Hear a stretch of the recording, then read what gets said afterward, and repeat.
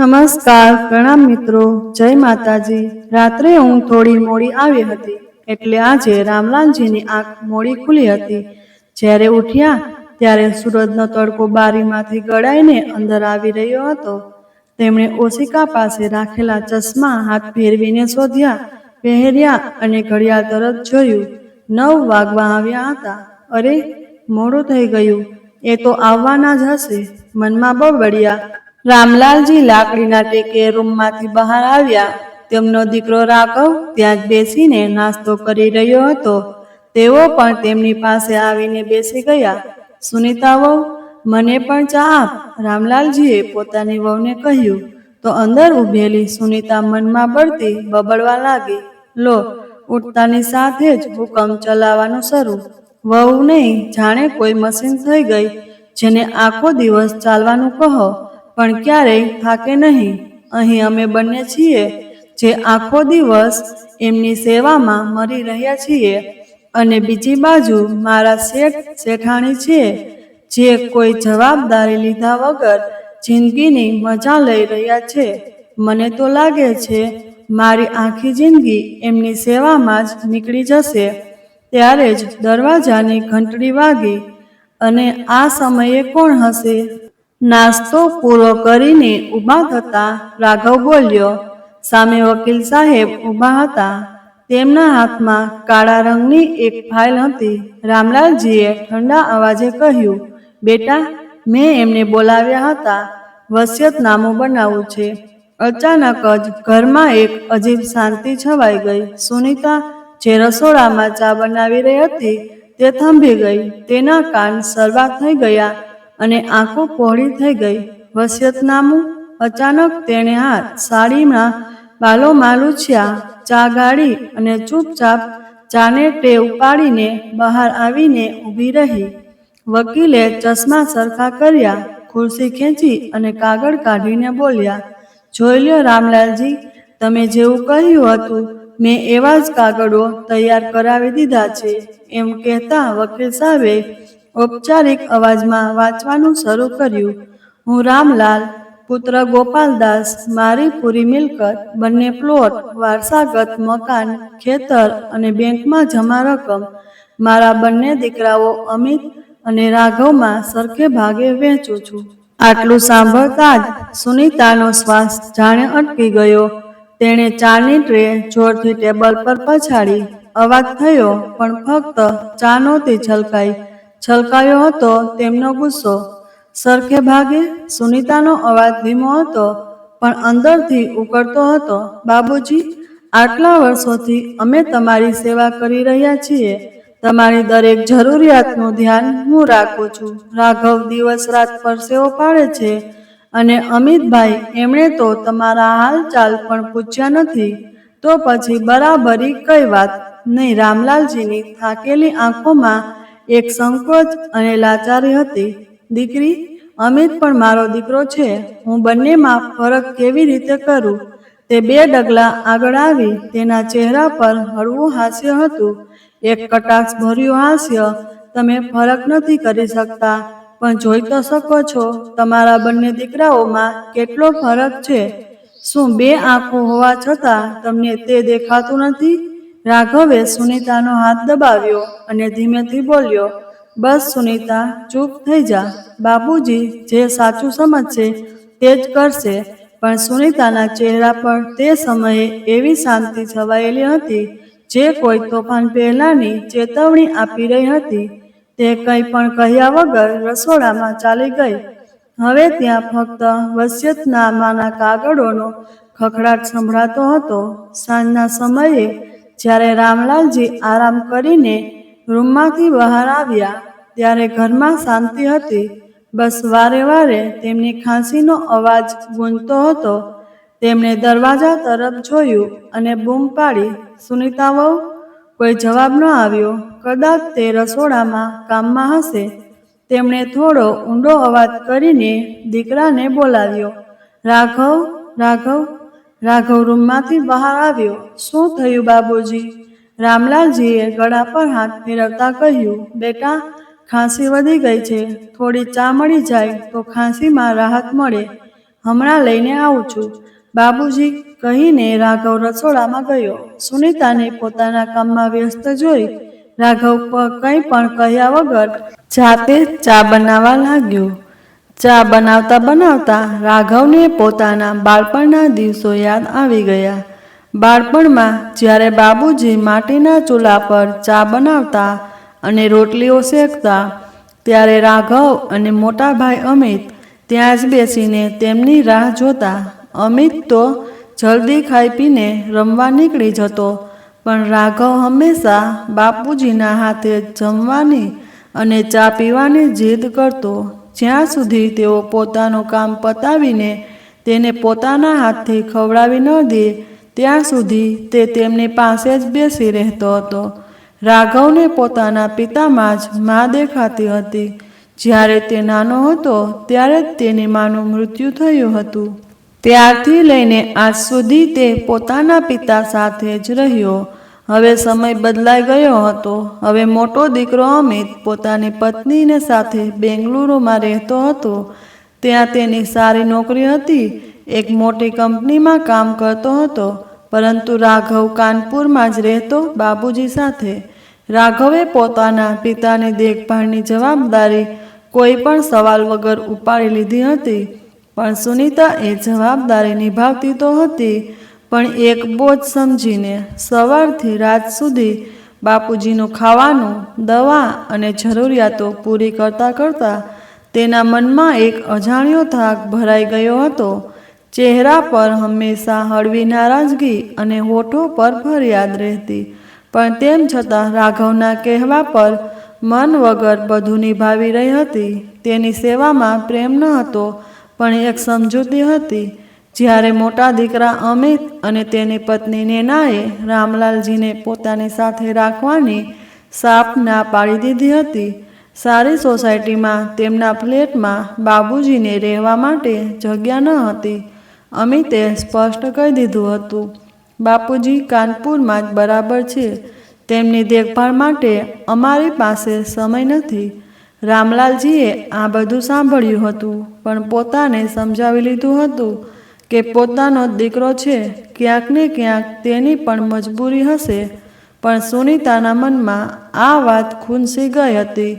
આજે જમ્યા પછી જ્યારે રામલાલજીએ દવા માંગી તો સુનીતાએ રસોડામાંથી જ અવાજ આપ્યો, રાઘવ, તું આપી દે, મારી પાસે સમય નથી. રાઘવ ચોંકી ગયો, કારણ કે આ પહેલી વાર હતું જ્યારે સુનીતાએ બાપુજીની દવા આપવાની સાફ ના પાડી દીધી હતી. સુનીતાનો ચહેરો હવે દિવસે ને દિવસે બદલવા લાગ્યો હતો. પહેલાં જ્યાં તે બાપુજીને નારાજ મનથી પણ સમયસર જમાડતી, દવા આપતી અને બાકીની જરૂરિયાતો પૂરી કરતી હતી, હવે તે જાણી જોઈને ટાળવા લાગી હતી. ક્યારેક જમવાનું પૂછ્યા વગર સામે મૂકી દેતી, ક્યારેક દવા ટેબલ પર પછાડીને ચાલી જતી. બાપુજીની આંખોમાં સવાલ હતા, પણ જીભ પર ન આવતા. સુનીતાના મનમાં હવે એક જ વાત ઘર કરી ગઈ હતી, સેવા અમે કરીએ અને મિલકત સરખે ભાગે વેચાય. મનોમન નક્કી કરી લીધું હતું કે આ અન્યાય હું ક્યારેય સહન નહીં કરું. રાઘવ પણ ધીરે ધીરે સુનીતાના આ બદલાવને અનુભવી રહ્યો હતો, પણ કંઈ બોલ્યો નહીં. રાત્રે જ્યારે બધા સૂવા ગયા ત્યારે સુનીતા મોડે સુધી પડખા ફેરવતી રહી. તેના મનમાં એક નવી યોજના આકાર લઈ રહી હતી. ઘરના બાકીના સભ્યો સૂઈ ગયા હતા. તે તોફાનથી અજાણ જે હવે તેમના ઘરમાં ઉઠવાનું હતું. 2 દિવસ આમ જ વીતી ગયા. વસિયતનામાની વાત પછી સુનીતાનું વર્તન પૂરી રીતે બદલાઈ ગયું હતું. પહેલાં તે ઉદાસ મનથી રામલાલજીની સેવા કરતી હતી, પણ હવે તેમની કોઈ પણ વાત પર ભડકી જતી હતી. તેનો ગુસ્સો હવે ખુલીને બહાર આવી રહ્યો હતો. રાઘવ આ જોઈ રહ્યો હતો. તેની પત્ની હંમેશા ચીડાયેલી રહેતી હતી, ચહેરા પર ભ્રમરો ખેંચાયેલી, આંખોમાં અંગારા. રાઘવના મનમાં વિચાર આવ્યો, ક્યાંક કામનો બોજ વધુ હોવાથી તો આવું નથી કરી રહીને. જો સુનીતા પર કામનો બોજ ઓછો થઈ જાય તો કદાચ તેનો સ્વભાવ સુધરી જાય. બીજા દિવસે એક કામવાળી બાઈ રાખી લીધી. તે સવારે આવતી, ઘરની સફાઈ કરતી, કપડાં અને વાસણ ધોતી અને પછી ચાલી જતી. રાઘવે સુનીતાને કહ્યું, હવે તારે આટલું કામ નહીં કરવું પડે. બાપુજીની દવાઓ અને જમવાનું જોવાનું છે. બાકી બધું બાઈ જોઈ લેશે. સુનીતાએ માથું હલાવ્યું, પણ તેની આંખોમાં કોઈ રાહત દેખાઈ નહીં. રાઘવને લાગ્યું કે થોડા દિવસોમાં બધું ઠીક થઈ જશે. પરંતુ દિવસો વીતતા ગયા અને સુનીતાનું વર્તન સુધરવાને બદલે પહેલાં કરતાં વધુ બગડી ગયું. હવે તે નાની નાની વાતો પર બૂમો પાડવા લાગી. એક દિવસ ચાની ચૂસકી લેતા રામલાલજીએ કહ્યું, સુનીતા વહુ, ચામાં ખાંડ નથી, કદાચ તું નાખવાનું ભૂલી ગઈ. સુનીતાએ જવાબ આપ્યો, ખાંડ નથી નાખી તો જાતે ઉઠીને નાખી લો. મને દર વખતે મારી ભૂલ બતાવવાની શી જરૂર છે?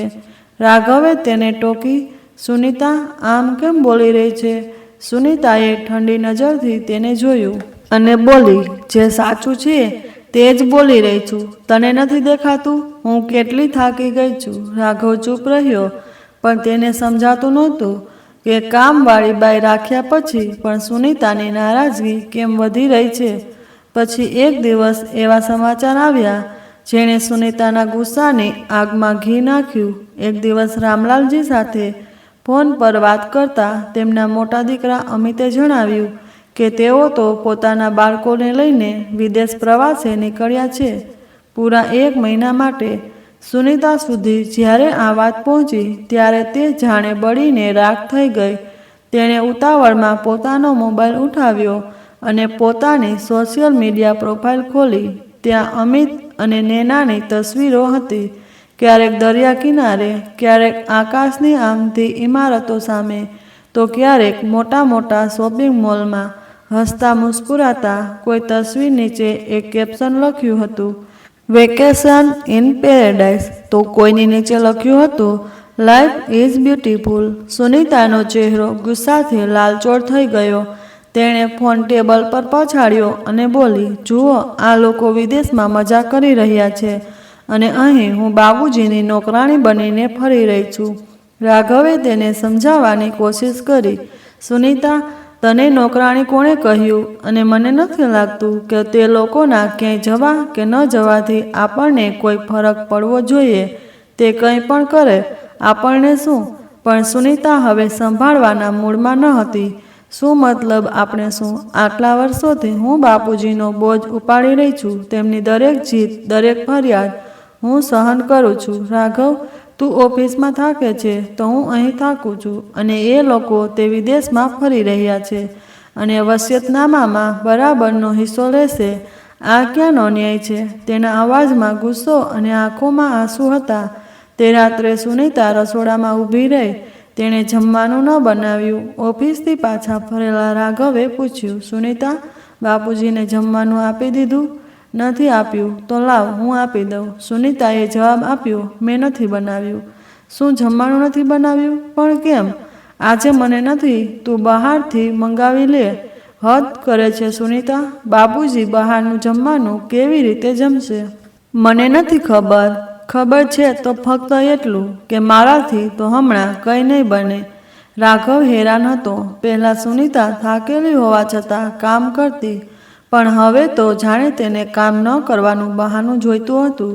રાઘવે જાતે જ જેમ તેમ 2 રોટલી બનાવી અને દૂધ સાથે પોતાના પિતાને આપીને બાકીનું જમવાનું બહારથી ઓર્ડર કરી દીધું. રામલાલજી પોતાના રૂમમાં સૂતા હતા. કદાચ તેમને હજુ સુધી ખબર ન હતી કે તેમના વસિયતનામાએ સુનીતાના મનમાં કેવી આગ લગાવી દીધી હતી. રાઘવ જોઈ શકતો હતો કે હવે સુનીતાના ચહેરા પર ફક્ત 2 જ ભાવ દેખાયા હતા, ઈર્ષા અને નફરતના ભાવ. તે સમજી ગયો કે તેની અંદર ભરાયેલો ગુસ્સો હવે કામના બોજનો નહીં, પણ મનની અંદર ઉછળી રહેલી કડવાશનો હતો. ઘરમાં શાંતિ હતી, પણ તે શાંતિમાં એક તોફાન તૈયાર થઈ રહ્યું હતું. હવે રામલાલજી જ્યારે કંઈ ખાવાનું માંગતા તો સુનીતા કાન બંધ કરીને બેસી રહેતી. પોતાના પૌત્રને બોલાવતા તો તેને પણ દાદાજી પાસે જવાની ના પાડી દેતી. ક્યારેક ક્યારેક કામવાળી બાઈ તેમના પર દયા ખાઈને રસોડામાંથી કોઈ ફળ લાવીને કાપી આપતી હતી. સુનીતાએ જ્યારે તેને આમ કરતા જોઈ તો જોરથી ધમકાવી દીધી, આગળથી ક્યારે આવું કર્યું તો કામ પરથી કાઢી મૂકીશ. ત્યાર પછી કામવાળી બાઈએ પણ પોતાના કામ પૂરતું ધ્યાન રાખવાનું શરૂ કરી દીધું. આજે બપોરે જ્યારે ઘડિયાળમાં 3 વાગી રહ્યા હતા ત્યારે રામલાલજીએ રૂમમાંથી ધીમા અવાજે બૂમ પાડી, દીકરી, કંઈક ખાવાનું હોય તો આપ. તેમના અવાજમાં નબળાઈ હતી, પણ સુનીતાના કાનમાં તે વધુ એક માંગ બનીને ગૂંજી. તે રસોડામાંથી ગુસ્સામાંથી બહાર આવી. ચહેરા પર ગુસ્સો છવાયેલો હતો. આ પણ કોઈ સમય છે ખાવાનું? તેણે તીખા અવાજમાં કહ્યું. 12 વાગે તો તમે દૂધવાળા દલિયા લીધા હતા ને અને હવે ફરીથી કંઈક જોઈએ છે. જે રોટલી શાક બનાવ્યા હતા તે ખલાસ થઈ ગયા છે. તમારે તો બીજું કોઈ કામ છે નહીં ખાવા સિવાય. આ ઘર છે, કોઈ ખાવાનું બનાવવાની ફેક્ટરી નથી જે તમારા માટે 24 કલાક ચાલતી રહે. ચૂપચાપ સૂઈ જાઓ. હવે જે પણ કંઈ ખાવું હોય તે સાંજે મળશે. રામલાલજી કંઈ કહે તે પહેલાં જ સુનીતા ફરીને પોતાના રૂમ તરફ ચાલી ગઈ. રામલાલજીની આંખોમાં એક ઉદાસી છવાઈ ગઈ, પણ તેઓ ચૂપ રહ્યા. તે જ સમયે રાઘવ ઓફિસથી વહેલો પાછો આવી ગયો હતો. દરવાજા પાસે ઊભા રહીને તેણે સુનીતાની બધી વાતો સાંભળી લીધી. તેના પગલાં અંદર વધ્યા ત્યાં સુધીમાં સુનીતા પોતાના રૂમમાં જતી રહી હતી. રાઘવના મનમાં ગુસ્સો ભભકી ઉઠ્યો. તે ઝડપથી રૂમમાં ગયો, જ્યાં સુધીમાં પલંગ પર બેસીને પોતાની મનપસંદ સિરિયલ જોવાનું શરૂ કરી દીધું હતું અને એવી મસ્ત થઈને બેઠી હતી જાણે કંઈ થયું જ ન હોય. ટીવીના અવાજ વચ્ચે રાઘવનો અવાજ ગુંજ્યો, સુનીતા, આ શું રીત હતી બાપુજી સાથે વાત કરવાની?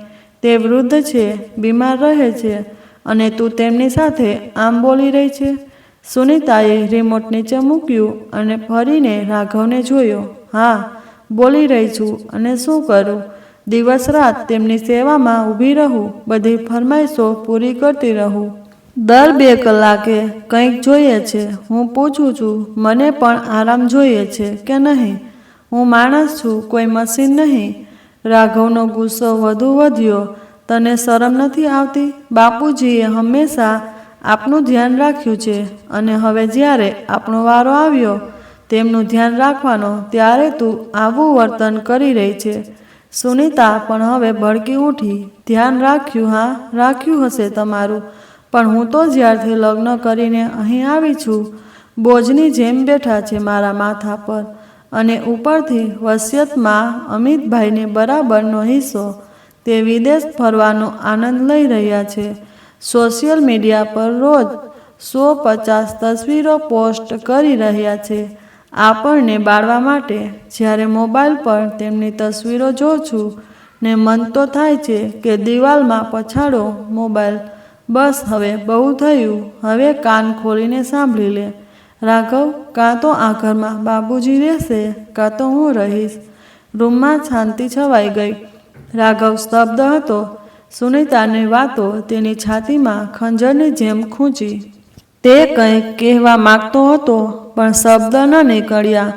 દલીલોનો પડઘો આખા ઘરમાં તણાવ બનીને ફેલાઈ ગયો. રાત્રે જમવાનું કોઈએ ન ખાધું. રામલાલજી પોતાના રૂમમાં ચૂપચાપ સૂતા રહ્યા. કદાચ તેમણે બધું જ સાંભળી લીધું હતું. બીજી સવારે રામલાલજીએ નાસ્તા પછી રાઘવને પોતાની પાસે બોલાવ્યો. તેમનો અવાજ ધ્રુજી રહ્યો હતો. રાઘવ, હું નથી ઈચ્છતો કે મારા કારણે તમારા બંને વચ્ચે પણ અનબનાવ થાય. ઘરની શાંતિ જળવાઈ રહે તે માટે હું વૃદ્ધાશ્રમ ચાલ્યો જઈશ. રાઘવ ચોંકી ગયો. બાપુજી, આ તમે શું કહી રહ્યા છો? હું આવું ક્યારેય નહીં થવા દઉં. પણ રામલાલજી બોલ્યા, ના બેટા, મેં નિર્ણય કરી લીધો છે. હવે હું અહીં રહીને આ ઘરના કંકાસને વધુ વધારવા નથી માગતો. સુનીતા પર બોજ બનીને હું વધુ રહેવા નથી માગતો. તું મને ત્યાં છોડી આવ. રાઘવનું દિલ બેસી ગયું. ધ્રુજતા અવાજે બોલ્યો, તમે કહો તો ભાઈ સાથે વાત કરું. તેમના વિદેશથી પાછા આવ્યા પછી તમને થોડા દિવસ બેંગ્લોર છોડી આવું. ના બેટા, હું નથી ઈચ્છતો કે મારા લીધે કોઈ પણ હેરાન થાય. રામલાલજીએ પોતાની આંખોના આંસુ છુપાવતા કહ્યું. રાઘવ લાચાર બનીને રહી ગયો, પણ રામલાલજીના ચહેરા પર એક અજીબ શાંતિ હતી. ત્યારે જ સુનીતા, જે પાછળ ઊભી હતી, તેમની બધી વાતો ધ્યાનથી સાંભળી રહી હતી. ઠંડા અવાજે બોલી, રાઘવ, બાપુજી બરાબર કહી રહ્યા છે. હવે મારાથી વધુ નહીં થઈ શકે. તું તેમને વૃદ્ધાશ્રમ છોડી આવ. બધાની ભલાઈ એમાં જ છે. રાઘવે તેની તરફ જોયું. તેની પત્નીની આંખોમાં હવે ન થાક હતો, ન દર્દ. ચહેરા પર ફક્ત એક કઠોરતા છવાયેલી હતી અને દિલમાં ખૂબ ઉત્સાહ. રાઘવનું મન ભારે હતું. એક તરફ તેના જન્મદાતા હતા, જેમણે તેને પાળી પોસીને મોટો કર્યો, સારું જીવન આપ્યું. બીજી તરફ તેની પત્ની, જેની સાથે તેણે જીવન વહેંચ્યું હતું. તે સમજી શકતો ન હતો કે સાચું શું છે. ઘરમાં તણાવની દિવાલો ઊંચી થઈ રહી હતી અને તે બપોરે જ્યારે રાઘવે પોતાના પિતાનો નાનો બેગ ઉઠાવ્યો, ત્યારે સુનીતાએ ચૂપચાપ નજર ફેરવી લીધી. બહાર રસ્તા પર શાંતિ હતી. રાઘવની આંગળીઓ લાચારીથી બેગના હેન્ડલને મજબૂતીથી પકડી રહી હતી.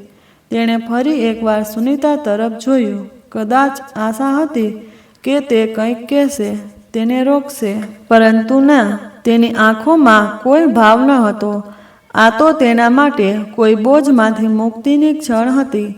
રામલાલજી ચૂપચાપ ઊભા હતા. તેમના ચહેરા પર ન કોઈ ફરિયાદ હતી, ન કોઈ દુઃખ, ફક્ત એક શૂન્યતા. વૃદ્ધાશ્રમ જવા માટે જ્યારે તેઓ કારમાં બેઠા, ત્યારે રામલાલજીએ હળવા સ્મિત સાથે કહ્યું, પરેશાન ન થા બેટા. દરેક જણ પોતાની જિંદગી પોતાની રીતે જીવવા માગે છે. મને કોઈ ફરિયાદ નથી. રાઘવ કંઈ ન કહી શક્યો.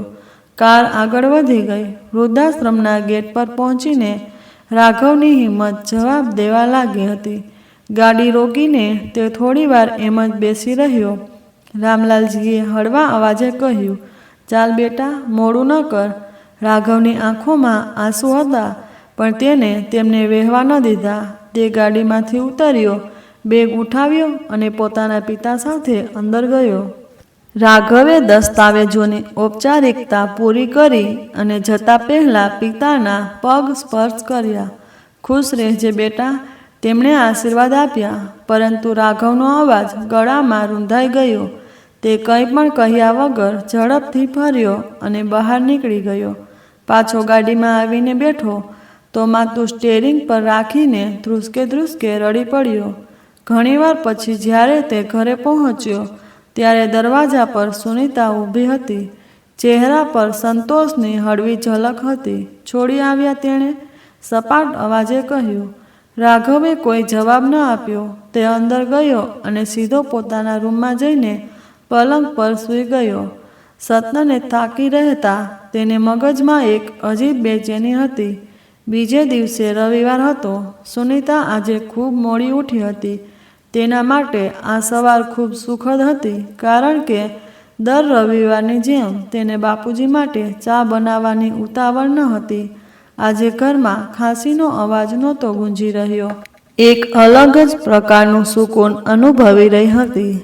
આજે તે બીજી તરફ રાઘવે આખી રાત પડખા ફેરવતા વિતાવી હતી. કોઈને કંઈ પણ કહ્યા વગર તે ચૂપચાપ ઘરમાંથી બહાર નીકળી ગયો. ઘણીવાર પાર્કમાં ફરતો રહ્યો, પણ મન ખૂબ ભારે હતું. વિચાર્યું કે સમીરના ઘરે જવું જોઈએ. સમીર તેના બાળપણનો મિત્ર, જેની સાથે તે પોતાના બધા સુખ દુઃખ વહેંચીને પોતાનું મન હળવું કરી લેતો. પણ જેવો રાઘવ સમીરના ઘરના દરવાજે સુધી પહોંચ્યો, અંદરથી ઊંચા ઊંચા અવાજો સંભળાયા. તેના પગલાં થંભી ગયા. હા બસ, તમને તો હું જ બદતમીજ લાગુ છું. તમારી માં તો ક્યારેય ખોટી હોતી જ નથી. નહીં, સમીરની પત્ની સીમાના બૂમો પાડવાનો અવાજ બહાર ગુંજી રહ્યો હતો. ત્યારે જ સમીરનો અવાજ આવ્યો. હા, તું કેવી વાતો કરી રહી છે સીમા? મેં આવું ક્યારે કહ્યું? સીમાએ તરત જ વળતો જવાબ આપ્યો. રહેવા દો, હું બધું સમજું છું. હવે કાં તો તમારી માને ગામ પાછા છોડી આવો, કાં તો હું મારા બાળકોને લઈને મારા પિયર ચાલી જઈશ. પણ જો એકવાર ગઈ તો પછી ક્યારેય પાછી નહીં આવું. રહેજો પછી આખી જિંદગી તમારી મા સાથે. સમીરનો અવાજ ઊંચો થઈ ગયો. તું ભાનમાં તો છે? લાગે છે તારું મગજ ઠેકાણે નથી. સીમાએ કટાક્ષ કર્યો. હા, મારું મગજ બિલકુલ ઠેકાણે છે, પણ કદાચ તમારી માનું નથી. રાઘવના કાન સરવા થઈ ગયા. સમીર ચિલ્લાયો. થોડી તમીઝથી વાત કર. હું માનું છું કે તેમના કારણે તને થોડી તકલીફ થાય છે, પણ એનો મતલબ એ નથી કે હું મારી માને આ ઉંમરે એકલી છોડી દઉં. માને ગામ મોકલી દેવી એ કોઈ ઉકેલ નથી. તેમણે પોતાની આખી જિંદગી આપણને સારું જીવન આપવામાં લગાવી દીધી, અને હવે જ્યારે તેમણે આપણી જરૂર છે ત્યારે આપણે તેમને એકલા છોડી દઈએ. તારા દ્રષ્ટિકોણથી વિચાર. માની જગ્યાએ પોતાની જાતને મૂકીને જો. કાલે આપણા દીકરાના લગ્ન થશે, આપણે પણ વૃદ્ધ થઈશું. શું તું ઈચ્છીશ કે આપણો દીકરો અને વહુ આપણને આમ જ બહાર કાઢી મૂકે? સીમાનો અવાજ અચાનક બંધ થઈ ગયો. સમીરે નરમ અવાજે આગળ કહ્યું, આજે આપણે જેવું કરીશું, કાલે આપણી સાથે પણ તેવું જ થશે. એ ભૂલીશ નહીં. માં આપણી જવાબદારી છે, અને આ જવાબદારીથી આપણે મોં ફેરવી શકીએ નહીં. તેની વાતો પછી ઘરમાં શાંતિ છવાઈ ગઈ. રાઘવ બહાર ઊભો રહીને આ બધું સાંભળી રહ્યો હતો. તેનું દિલ ઝડપથી ધડકવા લાગ્યું. સમીરની જવાબદારી, તેની ધીરજ અને તેની મા પ્રત્યેની વફાદારીએ રાઘવને હચમચાવી નાખ્યો. તે કંઈ પણ વાત કર્યા વગર જ ત્યાંથી પોતાના ઘર તરફ ચાલી પડ્યો. રસ્તામાં તેના મનમાં વિચારોનું તોફાન ચાલતું રહ્યું. સમીરે કેટલી સારી રીતે વાત સંભાળી લીધી. હું શું મારા ઘરને આમ ન સંભાળી શક્યો હોત? શું હું સુનીતાને શાંતિથી ન સમજાવી શક્યો હોત? બની શકે કે તે ન માને, પણ હું મારા પિતાને આટલી સહેલાઈથી છોડવા માટે કેવી રીતે તૈયાર થઈ ગયો? દરેક પગલાં સાથે તેનો અપરાધ ભાવ વધુ ઘેરો થતો જતો હતો. સાંજે રાઘવ ઘરે પાછો ફર્યો. તે સોફા પર બેસીને વિચારમાં ડૂબેલો હતો. સુનીતા તેની પાસે આવી. તેના ચહેરાની ઉદાસી પારખીને કહ્યું, શું થયું? આટલા પરેશાન કેમ છો? રાઘવ ચૂપ રહ્યો, પણ સુનીતા સમજી ગઈ. તેણે કટાક્ષભરી અવાજે કહ્યું, હવે તમે ફરીથી તમારા બાપુજી વિશે વિચારી રહ્યા છો, નહીં? બીજું કોઈ કામ નથી શું તમને ક્યાંય? તમે તેમને પાછા લેવા વિશે તો નથી વિચારી રહ્યા ને? રાઘવની ધીરજ ખૂટી ગઈ. તેણે સુનીતા તરફ જોયું અને કહ્યું, સુનીતા, પિતા છે તે મારા. કેવી રીતે ભૂલી શકું હું તેમને? આ સાંભળીને સુનીતા થોડીવાર માટે ચૂપ થઈ ગઈ. પછી ખૂબ ઉત્સાહિત અવાજે બોલી, સાંભળો ને, કેમ ન આપણે થોડા દિવસ માટે આપણે લોકો પણ ક્યાંક બહાર ફરી આવીએ? તમારું મન પણ હળવું થઈ જશે, અને આરવ પણ ખુશ થઈ જશે. એમ પણ કેટલા વર્ષ થઈ ગયા આપણે ત્રણેય સાથે ક્યાંય બહાર નથી ગયા. તમારા બાપુજીના કારણે તો આપણે ક્યાંય જઈ ન શકતા હતા, પરંતુ હંમેશા તેમની દવાઓ, તેમની જરૂરિયાતો, તેમની દેખભાળ, બસ આ બધું જ. હવે તો મોકો મળ્યો છે આઝાદ જીવન જીવવાનો. રાઘવ સુનીતાને ગુસ્સાથી તાકી રહ્યો. પછી એક ઊંડો શ્વાસ લઈને ઊભો થયો. કંઈ પણ બોલ્યા વગર ડ્રોઈંગ રૂમ તરફ ચાલી ગયો. રાઘવ, તમે ક્યાં જઈ રહ્યા છો? સુનીતાએ પાછળથી બૂમ પાડી. સુવા, રાઘવે ટૂંકો જવાબ આપ્યો. અરે, જમી તો લો. સવારથી કંઈ નથી ખાધું, ભૂખ નથી મને. એમ કહીને રાઘવ બીજી કોઈ વાત સાંભળ્યા વગર અંદર ચાલ્યો ગયો. બીજે દિવસે જ્યારે સાંજે રાઘવ ઓફિસેથી ઘરે આવ્યો, તેની સાથે સાથે જ ઘરમાં જાણે તોફાન આવી ગયું. સુનીતાએ રડતા રડતા પોતાના પિયરમાં ફોન કર્યો. ભાઈ, તું ક્યાં છે? કેટલી વારમાં આવી શકે છે? તેના પર તેના ભાઈ રોહિતે હેરાની ભરા અવાજે પૂછ્યું. શું થયું સુનીતા? બધું બરાબર તો છે? ભાઈ, જલ્દી અહીં આવી જા. કોઈ સવાલ ન પૂછ. સુનીતાના આટલું કહેવા પર તેનો ભાઈ રોહિત બેચેન થઈ ગયો. પણ તારી તકલીફ તો કે? જીજાજી ઘરે નથી? શું છેવટે થયું છે શું? બસ તમે તરત આવી જાવ. ભાઈ, ઠીક છે, હું આવું છું. લગભગ અડધા કલાક પછી જ્યારે રોહિત સુનીતાના ઘરે પહોંચ્યો તો જોયું ત્યાં રાઘવ બેઠો હતો અને સુનીતા જોર જોરથી રડી રહી હતી. તેમના 8 વર્ષના દીકરા આરવને પણ રડી રડીને આંખો લાલ થઈ ગઈ હતી. શું થયું જીજાજી? એવી સી વાત થઈ ગઈ? રોહિતે પૂછ્યું. પણ રાઘવે કંઈ ન કહ્યું. તો સુનીતા પોતાની આંખોના આંસુ લૂછતા બોલી, આ જુઓ ભાઈ, છૂટાછેડાના કાગળો તૈયાર કરાવીને લાવ્યા છે. કહે છે કે મારાથી છૂટાછેડા લેવા માંગે છે. રોહિત સ્તબ્ધ ઊભો હતો. એક ક્ષણ માટે તો તેને લાગ્યું કે સુનીતા મજાક કરી રહી છે, પણ તેના આંસુ ખોટા તો ન હોઈ શકે. તે રામલાલજીના રૂમ તરફ આગળ વધ્યો. કદાચ તેમને કંઈ ખબર હોય કે છેવટે વાત શું થઈ છે, પણ ડોક્યું કરીને જોયું તો રૂમમાં કોઈ ન હતું. તેણે પોતાના ભાણેજને અવાજ આપ્યો, આરવ, આરવ બેટા, અહીં આવ. બેટા, દાદાજી ક્યાં છે? બાળકે સૂજેલી આંખો સાથે માસુમિયતથી જવાબ આપ્યો, એ પપ્પા તો તેમને 3-4 દિવસ પહેલાં ઓલ્ડ એજ હોમ છોડી આવ્યા હતા. રોહિતને જાણે વીજળીનો ઝટકો લાગ્યો. હવે ધીરે ધીરે તેની સામે બધી વાત સ્પષ્ટ થતી જતી હતી. તે ધીમેથી રાઘવ પાસે ગયો અને તેના ખભા પર હાથ મૂક્યો. તેના અવાજમાં પોતાપણું હતું, પણ સાથે જ ગંભીરતા પણ.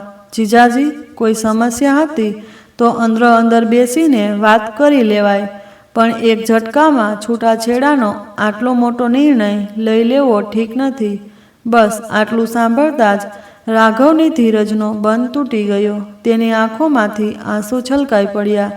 તે ઊંડો શ્વાસ લેતા તૂટવા અવાજે બોલ્યો, મેં મારા 70 વર્ષના વૃદ્ધ પિતાને વૃદ્ધાશ્રમમાં છોડી દીધા, ફક્ત આ સ્ત્રીના કારણે.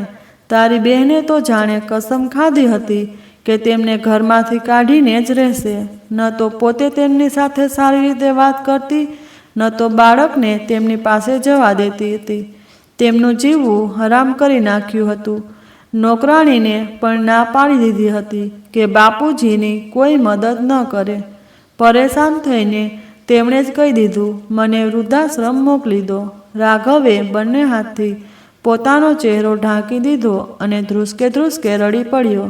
પછી થોડું સંભાળીને ભરાયેલા ગળે બોલ્યો, તું કદાચ નથી જાણતી, જ્યારે હું 4 વર્ષનો હતો, મારી માં અમને છોડીને જતી રહી હતી.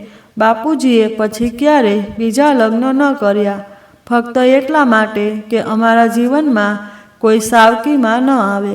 તેમણે પોતે એકલા જ અમને મોટા કર્યા, ઘર અને બહાર બંને એકલા ભાળ્યું. રાઘવની ભીની આંખોમાં વીતેલી દિવસોની યાદો ઉભરાઈ આવી. મને યાદ છે, જ્યારે હું નાનો હતો, બાપુજીની આંગળી પકડીને ચાલતો હતો. તેમની હાજરી જ મારી સુરક્ષા હતી. કામથી થાકીને આવતા તો પણ મારી જીદ પર મેળો બતાવવા લઈ જતા, અને જ્યારે હું ચાલતા ચાલતા થાકી જતો ત્યારે પોતાના ખભા પર બેસાડીને આખો મેળો ફેરવતા. અને આજે કહેતા કહેતા તેનો અવાજ ધ્રુજવા લાગ્યો. આજે જ્યારે તેમને મારા ખભાની સૌથી વધુ જરૂર હતી, ત્યારે જ તેમને પારકા કરી દીધા. ધિક્કાર છે મારા પર. 3 દિવસ થઈ ગયા, પણ તેમનો લાચાર ચહેરો મારી આંખો સામેથી હટતો નથી. આટલું સાંભળ્યા પછી રોહિતે ગુસ્સાથી સુનીતા તરફ જોયું, પણ તે હજુ પણ ગુસ્સામાં હતી. આંસુ લૂછતા બીજી તરફ મોં ફેરવીને ઊભી રહી. રાઘવ બોલ્યો, મારા બાપુજીએ પોતાના બાળકોનું ભવિષ્ય સુધારવા માટે આખી જિંદગી લગાવી દીધી. આપણા લોકો માટે આ ઘર એમ જ તૈયાર નથી થયું. તેને બનાવવામાં તેમણે પોતાના લોહી પરસેવાને એક કરીને એક ટીપાથી આ ઘર એક ઈંટને સિંચી છે. જો હું મારા ભગવાન સમાન પિતાનો ન થઈ શક્યો તો મારી પત્ની અને દીકરાનું કેવી રીતે થઈ શકું? કહેતા કહેતા નાના બાળકની જેમ રાઘવ રડી પડ્યો. તેની વાતો સાંભળીને સુનીતાને હવે મનોમન પોતાની ભૂલનો અહેસાસ થવા લાગ્યો હતો. ગભરાટના કારણે તેની આંગળીઓ સાડીના પલ્લવને વારંવાર મળોળી રહી હતી. પછી એક લાંબો શ્વાસ લઈને રાઘવ બોલ્યો, મેં મારા જન્મદાતાને લોકોના હવાલે કરી દીધા, જે એમની આદતો, એમની જરૂરિયાતો નથી જાણતા. તેમની બીમારી નથી સમજતા, જે તેમના વિશે કંઈ પણ નથી જાણતા. જ્યારે હું મારા પિતા માટે કંઈ ન કરી શક્યો તો બાકી કોઈના માટે શું કરીશ? મારી પત્નીએ તો મને સાફ કહી દીધું છે કે મારા પિતા તેના માટે બોજ છે. જ્યારે તેને પોતાની આઝાદી આટલી વહાલી છે તો હું શા માટે તેને અધૂરી આઝાદી આપું? કેમ ના તેને પૂરી રીતે આઝાદ કરી દઉં?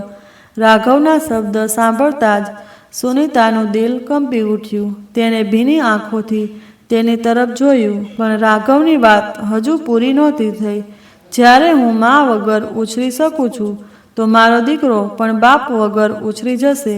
મા તો છે ને તેની પાસે, તેને શી ખોટ પડશે? એમ કહેતા તેની નજર પોતાના દીકરા પર પડી, જે ગભરાયેલો ખૂણામાં ઊભો હતો. રાઘવની આંખોમાં એક અજીબ દ્રઢતા આવી ગઈ. એટલા માટે જ હું છૂટાછેડા આપવા માગું છું. હવે તું મજાથી ફરજે. બાપુજીની જવાબદારીનો બોજ તો હું પહેલાં જ તારા માથા પરથી ઉતારી ચૂક્યો છું. હવે તો હું તને મારી પોતાની જવાબદારીથી પણ આઝાદ કરી રહ્યો છું.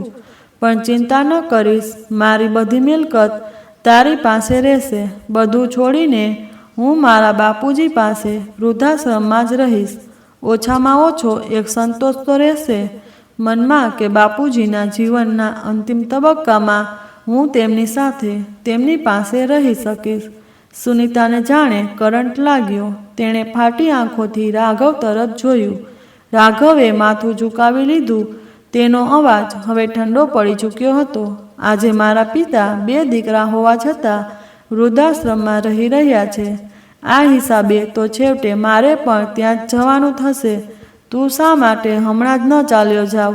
ત્યાં રહેવાની આદત પણ પડી જશે અને વૃદ્ધાવસ્થામાં ઘરના લોકોની મારાથી કોઈ તકલીફ પણ નહીં થાય. રૂમમાં શાંતિ છવાઈ ગઈ. ફક્ત રાઘવના લુસકા સંભળાતા હતા. રોહિત પોતાની બહેન સુનીતા તરફ ઊંડી નજરે જોયું અને તેના ચહેરા પર એક હળવું સ્મિત આવી ગયું. સુનીતા આ સ્મિત પાછળનું રહસ્ય સમજી શકતી ન હતી. પછી તે બોલ્યો, સુનીતા, તારા આઈડિયાથી તો મને પણ પ્રેરણા મળી ગઈ. હવે હું પણ મારી માને વૃદ્ધાશ્રમ છોડી આવીશ. સુનીતાને લાગ્યું જાણે કોઈએ હાથ ઉઠાવ્યા વગર તેના મોં પર જોરદાર તમાચો માર્યો હોય. તેના પગ નીચેથી જમીન જાણે સરકવા લાગી હતી. તે સ્તબ્ધ રહીને તેણે હેરાનીથી જોવા લાગી. શું કહી રહ્યા છો ભાઈ? તેનો અવાજ ધ્રુજી રહ્યો હતો. હા સુનીતા, બિલકુલ સાચું કહી રહ્યો છું. હું આપણી મા પર તો વૃદ્ધ થઈ ગઈ છે. રોજ રોજ ક્યારેક ખાંસી તો ક્યારેક તાવ, ક્યારેક અહીં દુખાવો તો ક્યારેક ક્યાં દુખાવો. મારાથી નથી સંભાળાતું. આ બધું તેમને ડૉક્ટર પાસે લઈ જવા, કારણ વગર તેમની દવાઓ ઉપર આટલો ખર્ચ કરવો, તેમની દેખભાળ, આ બધાથી તો હું પણ પરેશાન થઈ ચૂક્યો છું. કેમ ના હું પણ મારી જિંદગીને સરળ બનાવી લઉં જેમ તે બનાવી. સુનીતા ચૂપ રહીને તેને જોઈ રહી હતી. તું જ કહે, હું સાચું કહી રહ્યો છું ને? રોહિતનો અવાજ અચાનક તીખો થઈ ગયો. ના ભાઈ, આવું ના કરશો. મને વધુ શરમાવશો નહીં, કહેતા સુનીતા ધ્રુસકે ધ્રુસકે રડી પડી. કેમ? જ્યારે તે તારા સસરા માટે આજ કર્યું ત્યારે તને કંઈ ખોટું ન લાગ્યું? તેમને તેમના પોતાના ઘરમાંથી બહાર કાઢતી વખતે તારા અંતરાત્માએ અવાજ ન આપ્યો? તેમની આંખોમાં આંસુ જોઈને તારું દિલ ન પીગળ્યું? સુનીતા જમીન પર બેસી ગઈ. મને માફ કરી દો. હું બહુ મોટી ભૂલ કરી ચૂકી છું. મેં ફક્ત પોતાના વિશે જ વિચાર્યું, પણ એ ન સમજી શકી કે હું કેટલું મોટું પાપ કરવા જઈ રહી છું. મને માફ કરી દો. રાઘવ સુનીતા જેટલું બોલી રહી હતી તેનાથી વધુ રડી રહી હતી. રાઘવે તેની તરફ નજર ઉઠાવીને જોયું. સુનીતાનો ચહેરો હવે પસ્તાવાથી ભરેલો હતો. તેની આંખોમાં પસ્તાવાનો સમંદર હતો. થોડીવાર પછી તેનો ભાઈ રોહિત બોલ્યો, હવે જ્યારે તને તારી ભૂલનો અહેસાસ થઈ ગયો છે તો આપણે બધા જઈને અંકલને વૃદ્ધાશ્રમથી પાછા લઈ આવીશું. રોહિતે ઘડિયાળ તરફ જોયું. સાંજના 7 વાગી રહ્યા હતા. ચાલો જીજાજી, હમણાં જ વૃદ્ધાશ્રમ જઈએ. હવે મોડું કરવાનો કોઈ ફાયદો નથી. રોહિતે રાઘવના ખભા પર હાથ રાખીને કહ્યું, સુનીતા, તું એમને લઈને આવ. હું આરવ સાથે કારમાં રાહ જોઉં છું. થોડી જ વાર પછી રાઘવ, રોહિત અને સુનીતા વૃદ્ધાશ્રમના ગેટ પર પહોંચ્યા. રાઘવના દિલની ધડકન તેજ હતી. ત્યાં જવાની હિંમત તો કરી હતી, પણ પોતાના પિતાનો સામનો કરવાનું સાહસ ન હતું. વૃદ્ધાશ્રમનું વાતાવરણ ઉદાસીથી ભરેલું હતું. ચારે બાજુ શાંતિ છવાયેલી હતી. બસ ક્યાંક ક્યાંકથી ખાંસી અને કણસવાના અવાજો આવી રહ્યા હતા. એક ખૂણામાં કેટલાક વૃદ્ધો ચૂપચાપ બેઠા હતા. કોઈ બારીની બહાર નજર દૂર ક્યાંક સ્થિર થઈને વિચારમાં ડૂબેલા હતા, તો કોઈ પોતાની લાચારીના આંસુ લૂછી રહ્યા હતા. રોહિત અને સુનીતાના પગલાં થંભી ગયા. વાતાવરણમાં એટલી પીડા અને નિરાશા હતી કે દિલનો બોજ વધુ વધી ગયો. જી, હું રાઘવ, રામલાલજીનો દીકરો. શું તમે જણાવી શકો છો, બાપુજી ક્યાં છે? રાઘવે ધીમા અવાજે વૃદ્ધાશ્રમના કર્મચારીને પૂછ્યું. હા સાહેબ, તે તો વરંડામાં બેઠા છે. જેવા તેઓ વરંડામાં પહોંચ્યા, તેમણે એક વૃદ્ધને બોલતા સાંભળ્યા. તે બીજા કોઈ સાથે નહીં, પણ રાઘવના પિતા રામલાલજી સાથે વાતો કરી રહ્યા હતા. ભાઈ સાહેબ, મારે તો કોઈ દીકરો ન હતો. આ કારણે અહીં મજબૂરીમાં આવવું પડ્યું. પણ તમારી કહાની સાંભળીને તો કાળજું ફાટી ગયું. તમારી વહુએ તમને ઘરમાંથી કાઢી મૂક્યા. બે દીકરા હોવા છતાં તમે વૃદ્ધાશ્રમમાં રહેવા મજબૂર થઈ ગયા. કેવી નિર્દય સ્ત્રી નીકળી તમારી વહુ, જેણે પોતાના ઘરના વડીલને બે ઘર કરી દીધા. રાઘવનું દિલ બેસી ગયું. તેણે સુનીતા તરફ જોયું. તેની આંખોમાં અપરાધ ભાવ અને ડર હતો. પણ તેનાથી પણ વધુ ચોંકાવનારી વાત તેના પિતાની પ્રતિક્રિયા હતી. તેમણે તે વૃદ્ધ તરફ જોયું અને ભીના અવાજે કહ્યું, ના ભાઈ સાહેબ, મારી વહુ એવી નથી. તે બહુ સારી છે. બસ થોડી નાસમજ છે, પણ ખરાબ નથી. આ સાંભળીને ત્રણેય જણ સ્તબ્ધ ઊભા રહી ગયા. તમારા દીકરા વહુએ તમને અહીં છોડી દીધા, છતાં તમે તેને અને તેની પત્નીને ખોટા નથી કહી રહ્યા? વૃદ્ધે આશ્ચર્યથી પૂછ્યું. રામલાલજી હળવા સ્મિત સાથે બોલ્યા, બાળકો ક્યારેય ખરાબ નથી હોતા. તેઓ ક્યારેય પોતાની ફરજોને સમજી શકતા નથી. પણ મને તેમના પર પૂરો ભરોસો છે કે એક દિવસ તેઓ સમજશે અને પાછા આવશે. એમ કહેતા તેમની આંખોમાં હળવો ભેજ આવી ગયો. પાછળ ઊભેલી સુનીતાનું શરીર કંપી ઉઠ્યું. તેની આંખોમાંથી આંસુ વહેવા લાગ્યા. જે માણસને તેણે ઘરમાંથી કાઢી મૂક્યો હતો, તેણે એકવાર પણ તેના માટે ખરાબ ન કહ્યું. તેનું દિલ અંદર સુધી ધ્રુજી ગયું. તે ઝડપથી આગળ વધી અને પિતાજીના પગમાં પડી ગઈ. બાપુજી, મને માફ કરી દો. મેં બહુ મોટી ભૂલ કરી. રામલાલજી એકદમ ગભરાઈ ગયા.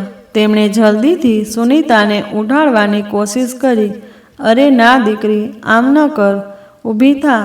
વહુ દીકરીઓ પગમાં ન પડે. પણ સુનીતા ઉઠવા તૈયાર ન હતી. તે ધ્રુસકે રડવા લાગી. હું કેટલી સ્વાર્થી હતી. બાપુજી, મેં મારા સુખ આગળ તમારા દુઃખને ન જોયું.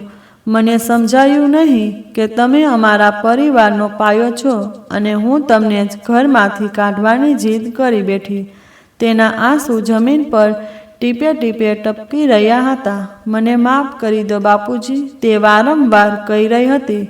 રાઘવ પણ પોતાના આંસુ રોકી ન શક્યો. તે પણ પોતાના પિતાજીના પગમાં ઝૂકી ગયો.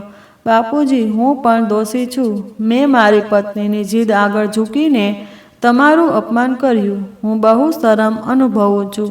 સુનીતાનો ભાઈ રોહિત પણ રામલાલજી સામે હાથ જોડીને ઊભો થઈ ગયો અને બોલ્યો, આજ પછી સુનીતા તમારી વહુ નહીં, પણ તમારી દીકરી બનીને રહેશે. તમારું પૂરું ધ્યાન રાખશે. હું તમને આ વચન આપું છું. ચાલો બાપુજી, હવે અમે તમને ઘરે પાછા લઈ જઈશું. અમારું ઘર તમારા વગર અધૂરું છે, સુનીતાએ કહ્યું. તો રામલાલજીની પાપણું ભીની થઈ ગઈ. તેમણે રાઘવ અને સુનીતાના માથા પર હાથ મૂક્યો અને તેમને ગળે લગાવી લીધા. ત્યાં ઊભેલા અન્ય વૃદ્ધોની આંખો પણ ભીની થઈ ગઈ. ત્યાર પછી રાઘવે વૃદ્ધાશ્રમના મેનેજરને કહ્યું, સર, હું મારા બાપુજીને પાછા લઈ જવા માંગુ છું. તેની આંખોમાં એક અજીબ બેચેની હતી. મેનેજરે તેની તરફ જોયું. પછી એક હળવા સ્મિત સાથે માથું હલાવીને તેના નિર્ણયની સ્વીકૃતિ આપી. તેણે રાઘવ અને રામલાલજીને કાગળની ઔપચારિકતાઓ માટે ઓફિસમાં બોલાવ્યા. રામલાલજી ચૂપચાપ ધીમા પગલે ચાલતા રહ્યા, પણ ચહેરા પર એક શાંતિ હતી. અહીં બહાર વરંડામાં રોહિતે સુનીતા તરફ જોયું. હવે સમજી સુનીતા, અસલી ખુશી શું હોય છે? સુનીતાની નજર જમીન પર ટકેલી હતી. તેના હોઠ ધ્રુજી રહ્યા હતા, પણ જવાબ આપવાની હિંમત ન હતી. રોહિતે એક શાંતિનો શ્વાસ લીધો અને બોલ્યો, સુનીતા, મા બાપ તો મા બાપ જ હોય છે, ભલે આપના હોય કે જીજાજીના. તેમને મળતા પહેલાં તો ન મારો. તે જ આપણી તાકાત હોય છે. તેમનાથી અલગ થઈને તો આપણા પરિવારની કરોડરજ્જુ નબળી પડી જશે. તેમની આંખોમાંથી આંસુ વહેશે તો તે આંસુઓની કિંમત ઘણા જન્મ સુધી ચૂકવવી પડશે.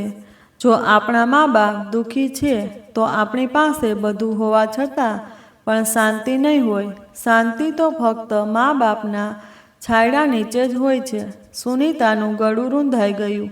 તેણે ધ્રુજતા હાથે રોહિતનો હાથ પકડ્યો અને રડી પડી. ભાઈ, આજે મારી આંખો ખુલી ગઈ છે. આજ પછી તમારે મારા કારણે શરમ અનુભવવી નહીં પડે. હવે હું મારી ફરજથી ક્યારેય પાછી નહીં પડું. તેના અવાજમાં એક સંકલ્પ હતો, પોતાના પરિવારને હંમેશા જોડી રાખવાનો સંકલ્પ. ત્યારે જ રાઘવ અને રામલાલજી ઓફિસમાંથી બહાર આવ્યા. રામલાલજીના ચહેરા પર એક ચમક અને આંખોમાં ખુશીના આંસુ હતા. જેવા તેઓ બહાર નીકળ્યા, આશ્રમના બાકીના વૃદ્ધો પોતપોતાના રૂમમાંથી બહાર નીકળી આવ્યા. કોઈ લાકડી ટેકવતું, કોઈ દિવાલનો સહારો લેતું, પણ બધાની આંખોમાં એક અકથ્ય આશા જાગી ઉઠી હતી કે બાપુજી ચાલો, રાઘવે કહ્યું અને રામલાલજીનો હાથ પકડી લીધો. તેઓ બધા ધીરે ધીરે આશ્રમના ગેટ તરફ આગળ વધ્યા. પાછળ ઊભેલા વૃદ્ધો તેમણે એકીટસે જોતા રહ્યા. એક વૃદ્ધમાની આંખોમાંથી આંસુ ટપકી પડ્યા. તેણે પોતાના ધ્રુજતા હાથે સાડીનો પાલો પકડ્યો અને આંસુ લૂછવા લાગી. મનોમન વિચારવા લાગી, કાશ મારા જીવનમાં પણ આવો દિવસ આવે. કાશ મને પણ મારો દીકરો મારો હાથ પકડીને પોતાની સાથે લઈ જાય. બીજી તરફ એક વૃદ્ધ લાકડી જમીન પર ટેકવતા આગળ આવ્યા અને નબળા અવાજે બોલ્યા, રામલાલ, બહુ ખુશ નસીબ છો તમે, જે તમારા બાળકો તમને લેવા આવ્યા. મારા બાળકો તો ભૂલી જ ગયા છે કે હું જીવતો પણ છું. તેમના અવાજમાં એવી લાચારી હતી કે ત્યાં ઊભેલો કોઈ વ્યક્તિ પોતાના આંસુ રોકી ન શક્યો. રામલાલજીએ ભીની આંખો સાથે તેમને ગળે લગાવ્યા. પછી બધા લોકોથી વિદાય લેતા ગેટ સુધી આવ્યા. ગેટની બહાર ગાડી ઊભી હતી. તેઓ ગાડીમાં બેઠા અને છેલ્લી વાર પાછળ વળીને જોયું. ગાડી ધીરે ધીરે આગળ વધવા લાગી, પણ રામલાલજીની નજર હજુ પણ પાછળ છૂટેલા તે ચહેરા ઉપર હતી, જે એક ટસે તેમને જોઈ રહ્યા હતા. કોઈની આંખોમાં વિનાશ હતી તો કોઈની આંખોમાં આશા, અને કોઈની આંખોમાં ઇંતજાર પોતાના બાળકોના પાછા ફરવાનો. તો મિત્રો, તમને શું લાગે છે, રાઘવે અંતમાં જે નિર્ણય લીધો શું તે સાચો હતો? જો તમે રાઘવની જગ્યાએ હોત તો તમે શું નિર્ણય લેત? તમારો અભિપ્રાય કમેન્ટ કરીને જરૂર લખજો. વાર્તાને અંત સુધી સાંભળવા માટે તમારો ખૂબ ખૂબ આભાર. અને અંતમાં મિત્રો, જો તમે આપણી ચેનલને પહેલી વાર આવ્યા છો તો આપણી ચેનલને સબસ્ક્રાઈબ કરી દેજો.